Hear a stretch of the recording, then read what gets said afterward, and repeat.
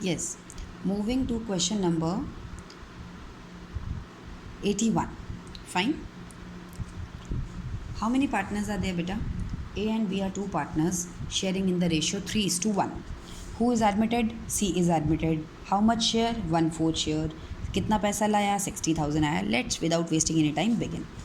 Capital account में सबसे पहले 50 और 80 दिया है. What is that? That is your balance PD. I have written. General reserve दिया है. ओल्ड बैलेंस शीट में जो भी दिया होता है वो ओल्ड पार्टनर्स का होता है. मैंने ओल्ड पार्टनर्स में दोनों में डिस्ट्रीब्यूट कर दिया. ओल्ड रेशो दैट इज़ 3:1 में. क्रेडिटर्स दिए हुए हैं 70,000 के.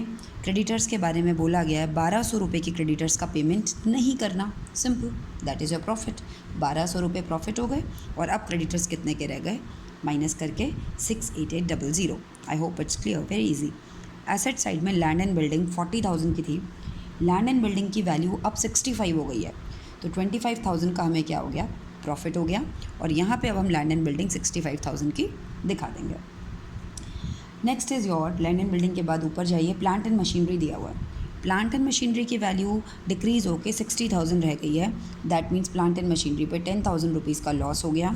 और अब प्लांट एंड मशीनरी की न्यू वैल्यू 60,000 रुपीज़ हम यहाँ पर दिखा देंगे. Then is your stock. Stock के बारे में कुछ भी नहीं बोला, तो हम stock as it is 30,000 rupees दिखा देंगे. स्टॉक के बाद आते हैं डेटर्स.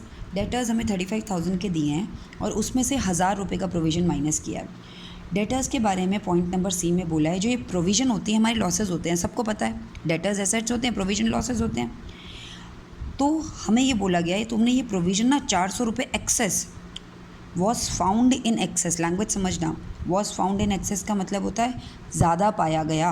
1,000 रुपये का तुमने प्रोविज़न बनाया था मगर वो तुमने 400 रुपये ज़्यादा बना रखा है. एक्चुअली में वो 1,000 नहीं है, 600 है. तो तुम 400 रुपये के प्रोविज़न को वापस ले लो. तो लॉसेस जब भी कम होंगे तो हमारा फ़ायदा होगा. भाई 400 रुपये का प्रोविज़न कम करना पड़ रहा है तो 400 का फ़ायदा हो गया. और यहाँ पे अब जो प्रोविज़न हमारा 1,000 था वो घट के कितना रह गया? 600 रह गया.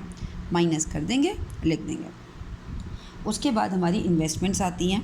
इन्वेस्टमेंट्स में कोई चेंजेस नहीं है, हम उसको एज इट इज़ 26,000 ही लिख देंगे. इसके बाद हमारा कैश आता है. आपको पता है कैश में पहले हम लगा देते हैं स्टार, बाद में देखेंगे. इस तरीके से स्टेप नंबर 1 बैलेंस शीट के सारे आइटम हमने डाल लिए.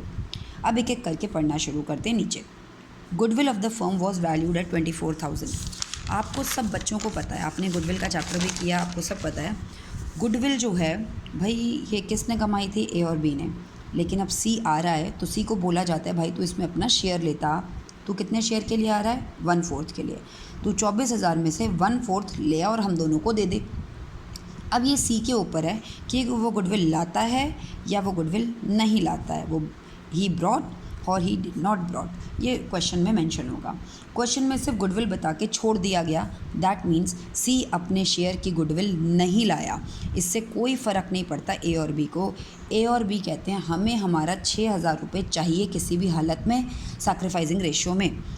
तू लाता है तो प्रीमियम ऑब्वियसली, तू नहीं लाता तो तू करंट अकाउंट से. यहाँ पे इम्पॉर्टेंट बात ये है जब भी गुडविल का शेयर नहीं लाएगा नया पार्टनर, आपने वो पैसा किस अकाउंट से लेना है? हमेशा करंट अकाउंट से. स्पेशली किस केस में? एडजस्टमेंट ऑफ कैपिटल के केस में, जो कि क्वेश्चंस आप अभी कर रहे हैं. अगर उसमें गुडविल का पैसा नहीं लाएगा तो आपने वो पैसा उसके किस अकाउंट से लेना है? करंट अकाउंट से. कैपिटल को आप चेंज नहीं कर सकते क्योंकि आप उसकी कैपिटल के अकॉर्डिंग सारा काम करने वाले हैं. आप कैपिटल को बिल्कुल टच नहीं कर सकते. यहाँ पर आप जब भी कोई नया पार्टनर पैसा नहीं लाएगा गुडविल का, आपने वो पैसा उसके करंट अकाउंट से निकाल लेना है. 6,000 रुपये निकाल लिए, इन दोनों को दे दिए. कौन सी रेशो में? सैक्रिफाइसिंग रेशो में. इस क्वेश्चन में सैक्रिफाइसिंग रेशो कैसे निकालते हैं? Old minus new. But new तो दी नहीं है तो 3:1. तो 6,000 रुपये को हमने इन दोनों को दे दिया 3:1 में. 4,500 और 1,500. चलिए दे देते हैं. तो हमने दे दिया जी इसको 4,500, इसको 1,500. कहाँ से निकाला ये पैसा? करंट अकाउंट से. तो लिख देंगे करंट अकाउंट. अगर वो लाता था तो हम क्या लिखते थे? देखिए प्रीवियस क्वेश्चन में प्रीमियम फॉर गुडविल. ओवर. अब हम बढ़ते हैं अपने ई पॉइंट की तरफ. अब यहाँ पे आपको वो 2 बातें बताई थी ना, on the basis of new partner या on the basis of old partner. यहाँ पे आपने ध्यान देना है.